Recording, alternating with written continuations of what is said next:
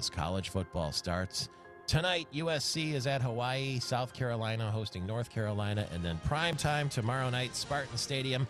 Western Michigan, where we're heard on WKZO, makes the trip over to where we're heard on 92.1 FM. It's Kalamazoo versus East Lansing at Spartan Stadium. 75,000 people or more will be there as they have a prime-time game. And Mark Hollis, the athletic director at Michigan State University, is counting the hours down to kickoff right now. Appreciate a few minutes with you this morning, and I know you're very busy. How are you? Well, the orange construction cones are being replaced by Porta-Johns, so you know it's football season. And for those of you traveling Labor Day weekend, too, MDOT is closing down all their construction projects so people can move around. And isn't that part of the idea of having the game on Friday night, aside from the excitement of the lights and prime time, that people can enjoy the game and then have a Labor Day weekend, too? It really is. If you look back and you look at the time where we made this change, this is our third consecutive Friday night game. It was in conjunction with Pure Michigan, and the K through 12 public schools made the move, or high school football move from Friday to Thursday night. And we just saw it as a great opportunity to allow Spartan fans to enjoy Spartan football and yet travel across this great state, be part of a great vacation weekend, and hopefully many people will take part in that, and we've heard that they have over the past 2 years. And that's why they've moved school openings till after Labor Day to support Pure Michigan. There just was a poll done the other day by Mitchell Research. 74% of people like the idea of not starting school until after Labor Day. So you're right in lockstep, and it seems to be working. And that's fantastic. They probably didn't take that survey in the schools. It would have been closer to 100%, I'm guessing, by the kids. Or how about we wait till after Halloween? It's probably right. What that would have been like. Any changes to the in-stadium experience this year? Well, there are a couple things to keep in mind. One, the North End Zone project is a very large building that's under construction, and we're going to be looking for a little patience as folks are navigating that north side of the stadium. Also, the Big Ten ADs got together, and we are changing some of our video board policies significantly to try to put on the video boards an experience that you may see at home with more replays, more slow motion replays, and kind of deliver some of that, I'd really like to see that one again, attitude right into Spartan Stadium. So we view that as an enhancement for the fans and a great opportunity. And then some great things with, concessions and some lively things outside the stadium. We've added some alumni engagement locations out by the power plant. So I think you are going to see some changes, and hopefully some changes in the way we welcome you to Spartan Stadium with a friendly greeting. Always want fans there, and hopefully they feel that way.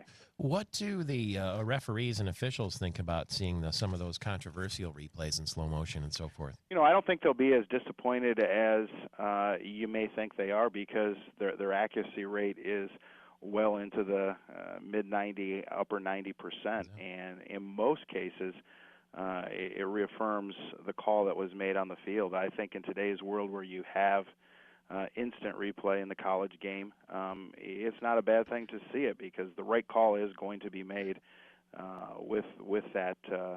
But it's everybody's accountable that's on that field: the players, the coaches, as well as the referees.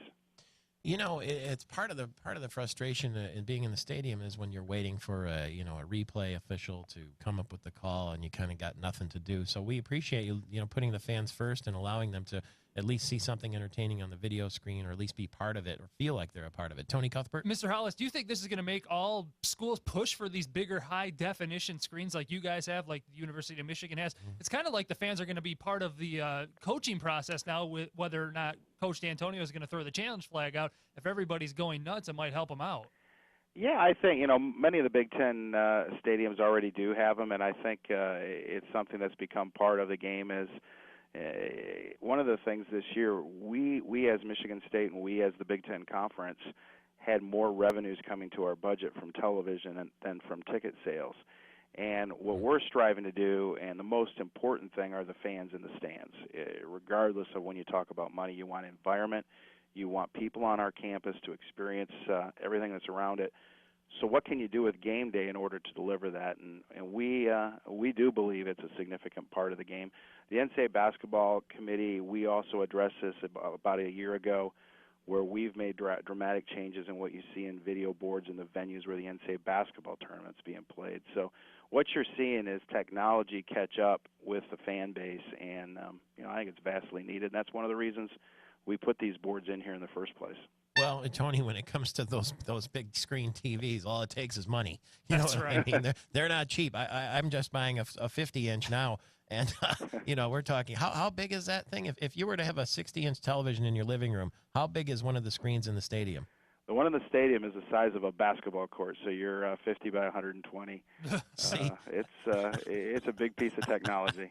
Michael Lepp has a big TV in his basement too. Yeah, just got a 70-inch, not quite as big as yours, Mr. Hollis. But You've got TV envy. do you think it's kind of an arms race now between different colleges, where like we have to get the bigger boards, the bigger facilities, the bigger?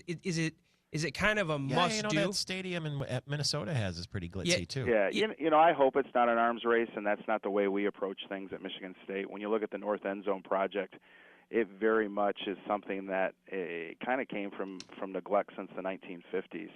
And somebody asked me that question about that facility. That is very much an operational venue that you've seen no changes in restrooms for the public.